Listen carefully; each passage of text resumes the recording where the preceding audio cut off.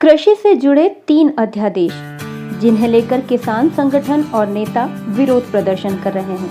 आखिर इन अध्यादेशों में ऐसा क्या है जो कोरोना जैसी महामारी के वक्त जब हमें सबसे ज्यादा सतर्क रहने की जरूरत है, किसान सड़क पर आकर प्रदर्शन कर रहे हैं। आखिर सरकार इन अध्यादेशों के जरिए ऐसा क्या बदलाव करने जा रही है जो किसानों को मंजूर नहीं है। तो चलिए सबसे पहले वो 3 अध्यादेश समझते हैं कि आखिर इनमें ऐसा क्या है।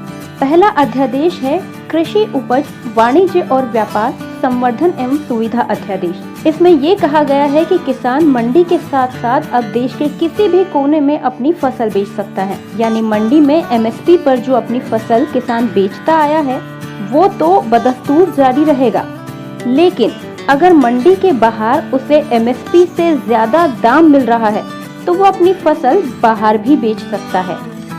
इससे होगा ये कि फसल के खरीदार बढ़ेंगे। जाहिर सी बात है, खरीदार बढ़ेंगे तो कंपटीशन होगा और किसान के पास बहुत सारे विकल्प होंगे, जिससे वो अपनी मर्जी से अपने तय किए हुए दाम पर फसल बेच सकेगा और ज्यादा दाम मिलेगा तो इससे किसानों को फायदा ही होगा। दूसरा अध्यादेश जो केंद्र सरकार लाई है वो है मूल्य आश्वासन एवं कृषि सेवा समझौता अध्यादेश, जिसके मुताबिक किसान व्यापारियों, थोक व्यापारियों, कंपनियों से आपस में समझौता कर एक तय कीमत पर अपनी फसल बेच सकेगा। इसके लिए बाकायदा किसान और व्यापारी के बीच लिखित में समझौता होगा, जिसमें किसान को दी जाने वाली राशि साफ तौर पर लिखी होगी।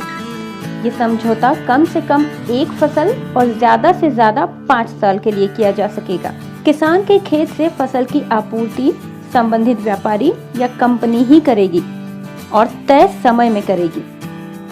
अगर भविष्य में समझौते को लेकर किसान और कंपनी के बीच कोई विवाद होता है तो उसे सुलझाने के लिए एक बोर्ड होगा।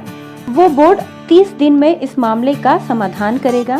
अगर ऐसा नहीं होता है तो किसान सब डिविजनल मजिस्ट्रेट से संपर्क कर सकते हैं और जरूरत पड़ने पर आगे कलेक्टर से भी संपर्क किया जा सकता है।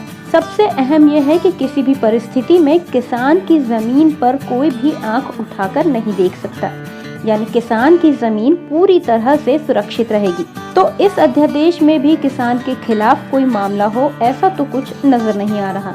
तीसरे अध्यादेश की बात करें तो वो है आवश्यक वस्तु संशोधन अध्यादेश, जिसमें ये कहा गया है कि आलू, प्याज, दाल और अनाज पैदा करने वाले किसानों को इससे फायदा होगा, क्योंकि इन्हें आवश्यक वस्तुओं की लिस्ट से बाहर कर दिया गया है। यानी अब आलू, प्याज, दाल और अनाज की कीमतों पर सरकार का नियंत्रण नहीं रहेगा। इनके दाम बाजार के हिसाब से तय होंगे, यानी किसान अपने तय किए हुए दाम पर उत्पाद बेच सकेगा। जाहिर सी बात है, अगर किसान खुद अपनी फसल का दाम तय कर रहा है तो इससे उसे लाभ ही होगा। इसके साथ ही फूड प्रोसेसिंग के लिए स्टॉक की लिमिट यानी भंडारण की सीमा नहीं होगी, यानी किसान अपनी जरूरत के हिसाब से उपज का भंडारण कर सकता है।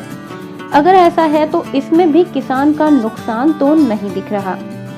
इन तीनों अध्यादेश के प्रावधान देखने के बाद एक बात तो साफ है कि इसमें किसान का नुकसान तो नजर नहीं आ रहा, लेकिन अगर किसान प्रदर्शन कर रहे हैं तो या तो ये बातें उन तक पहुंचाई नहीं जा रही हैं या विपक्षी नेता उन्हें भ्रमित कर रहे हैं।